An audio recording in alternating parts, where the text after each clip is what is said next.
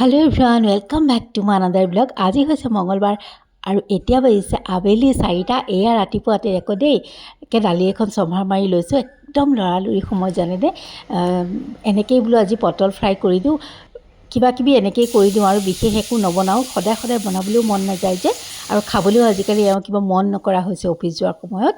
আৰু উপায় নাই, তিতা কেৰেলা ভাজি দিলে খাবলৈতো সকলোৱে ভাল পায়, কিন্তু উপায় নাই, মই ভাততে দি পিটিকাই কৰি দিলোঁ। আৰু সদায় কওঁ যে তিতা কেৰেলা যেনেকৈ দিওঁ খাবলৈ চেষ্টা কৰিবা। আৰু আজিকালি অৱশ্যে আপত্তিও নকৰে। আগতেতো তিতা কেৰেলা পিটিকা বুলি ক'লে খঙেই উঠিব।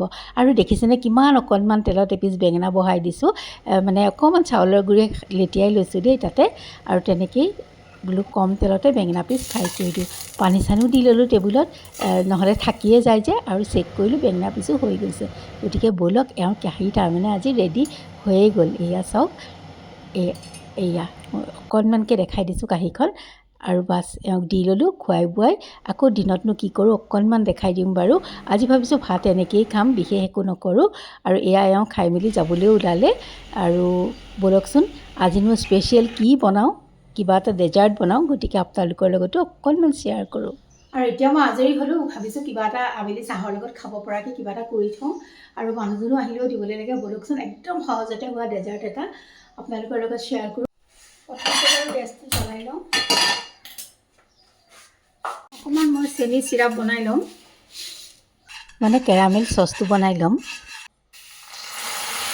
এয়া মই অকণমান পানী ব্যৱহাৰ কৰিছোঁ। আৰু এয়া মোৰ কেৰামেল চচটো ৰেডি হৈছে, কিন্তু ৰংটো অকণ কম যেন দেখিলোঁ। গতিকে ইয়াতে মই অকণমান বেকিং পাউডাৰ ইউজ কৰিছোঁ ৰংটো কাঢ়া হ'বৰ কাৰণে। অৱশ্যে এইটো ডেজাৰ্টত ৰঙৰ লগত কোনো কথা নাই, তথাপিতো মই অকণমান দেখাই দিছোঁ যে ৰং কম হ'লে কেতিয়াবা এনেকৈ ইয়াক কাঢ়া কৰি ল'ব পৰা যায়। মই গেছৰ ফ্লেম অফ কৰি দিছোঁ।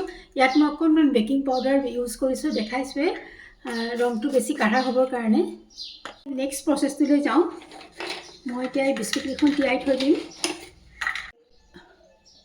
এই ট্ৰেখন লৈছোঁ, ইয়াতে বিস্কুটখিনি মই পাৰি, আৰু মই যিটো বাউলত তিয়াম বুলি ভাবিছিলোঁ তাতে নহয়, মই এই ট্ৰেখনতে ডাইৰেক্ট তিয়াম। গতিকে তাতে বিস্কুটখিনি ভাঙি মই কেৰামেল চচটো বাকি দিছোঁ। ইয়াৰ কেৰামেল চচৰ ঠাইত আপোনালোকে গাখীৰো ব্যৱহাৰ কৰিব পাৰে।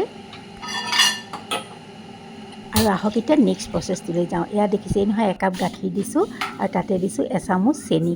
নিজৰ সোৱাদ অনুসৰি চেনিখিনি লৈ এতিয়া ল'ম মই ইয়াতে 2 চামুচ চুজি,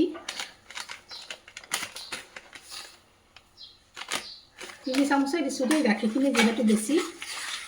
এইখিনি ভালকৈ লৰাই থাকিব লাগিব, নহ'লে গোটা হৈ যাব। এতিয়া মই ঘুটি লৈছোঁ এচামুচ কোকো পাউডাৰ। কাৰেণ্টটো গুচি গ'ল, যাৰ কাৰণে আন্ধাৰ আন্ধাৰ লাগিছে। আৰু এতিয়া মই কোকো পাউডাৰ এইখিনি ঘুটি লৈছোঁ। এইখিনি মোৰ এয়া চাওক হৈ গৈছে ধুনীয়াকৈ। ইয়াতে মই এতিয়া দি দিছোঁ এইখিনি।